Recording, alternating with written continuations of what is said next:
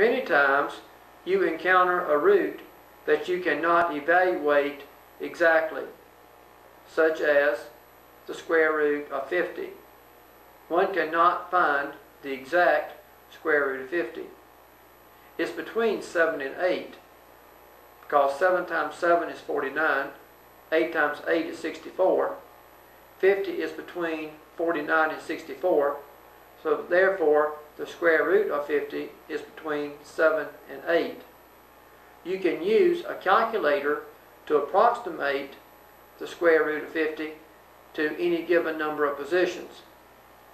Even though you cannot evaluate the square root of 50 exactly, you can reduce the radicand. In other words, one can reduce the radicand of 50. That's what we're going to be studying in today's lesson, how you can reduce radicals. Let's start by developing a little terminology. The nth root of x is a radical. So this whole thing is called a radical. The n is the index of the radical, and the x is the radicand. Now I'm going to prove a little statement for you that we're going to be using to simplify the radicals later. The nth root of a times b is equal to the nth root of a times the nth root of b. Well, let's look at the proof of that. From the last unit, I can write the nth root of ab as ab to the 1 over n.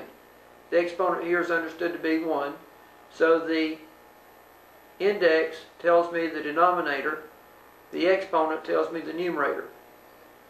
Now I know that an exponent outside the parentheses applies to all of the bases inside the parentheses. So I would have a to the 1 over n times b to the 1 over n. Well, a to the 1 over n is the same as the nth root of a. B to the 1 over n is the same as the nth root of b. So therefore I have proven my theorem. The nth root of a times b is the nth root of a times the nth root of b.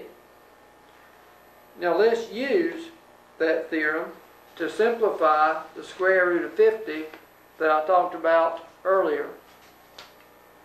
So let's simplify the square root of 50. Now, as I've already told you, you cannot take the square root of 50 exactly. But what I can do, I can factor the square root of 50 into the square root of 25 times the square root of 2. So I'm using the property I've just proven for you, so that says that it is indeed legal to factor them. And you know that 25 times 2 is 50. So now notice that 25 is a perfect square. I can take the square root of 25.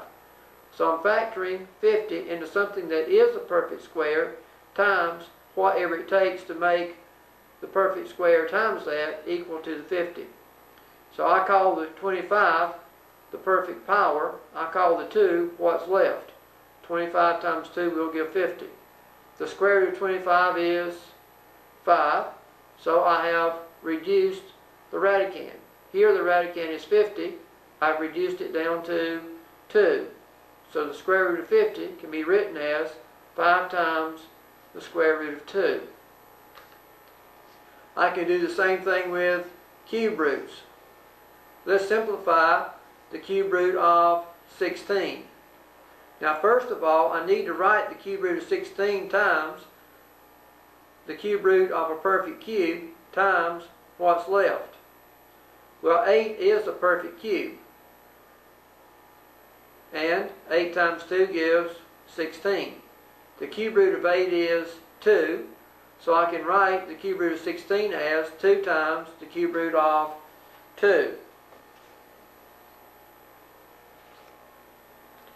Now I'm going to give you something that you need to put on your study sheet and remember. To reduce the radicand, one must factor the radicand into a perfect power and what's left. To reduce the radicand, one must factor the radicand into a perfect power and what's left. Now once you get it factored into the perfect power and what's left, you do take the root of the perfect power. So we have the cube root of 16, and I factored it into the cube root of 8 times the cube root of 2. The cube root of 8 is the perfect power. So one must factor the radicand into a perfect power, which is the cube root of 8, and what's left, which is the cube root of 2. Now once you do that, of course, then one takes the root of the power. The cube root of 8 is 2 times the cube root of 2, which is the same example that we did earlier. Now in order to break the radicand into a perfect power and what's left, one needs to know the perfect powers. Now you may not be able to learn all these perfect powers, but you need to be able to learn how to make them. So I'm going to help you make a table here of the perfect squares. Now numerically, to get the perfect squares, I can start with 1 times 1. 1 times 1 is 1, but 1 doesn't reduce anything, so I'm not going to list it. But I can multiply 2 times 2. 2 times 2 is 4, so 4 is a numerical square. 4 is a perfect square. Then I could do 3 times 3. 3 times 3 is 9, so 9 is a perfect square. I could do 4 times 4. 4 times 4 is 16, so 16 is a perfect square. Then I can do 5 times 5, which is 25. 6 times 6, which is 36. 7 times 7, which is 49. 8 times 8, which is 64. 9 times 9, which is 81. 10 times 10, which is 100, and so forth. So those are your numerical squares. Now the literal squares are the ones with the letters. Now it doesn't matter which letter you use, so I'll just use A. I can multiply A times A. A times A is A squared. Then I can multiply A squared times A squared. Well, to multiply powers having the same base, I keep the base and add the exponents. 2 plus 2 is 4. So A to the 4th is a perfect square. Then I could do A cubed times A cubed, which gives me A to the 6th. 3 plus 3 is 6. So A to the 6th is a perfect square. Then I can do A to the 4th times A to the 4th to get A to the 8th. 4 plus 4 is 8. So A to the 8th is a perfect square. A to the 5th times A to the 5th is A to the 10th, and so forth. Now notice with the literal squares, the exponents are multiples of 2. So with the squares, the exponents are multiples of 2.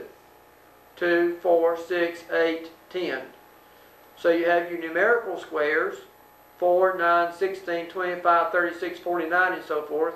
You have your literal squares, A squared, A to the 4th, A to the 6th, A to the 8th, A to the 10th. Now you need to be familiar with these perfect squares. We will be using them. Now I'll be referring back to the table. You need to refer back to the table as you do your homework. You need to be able to make the table so you'll have it for your test.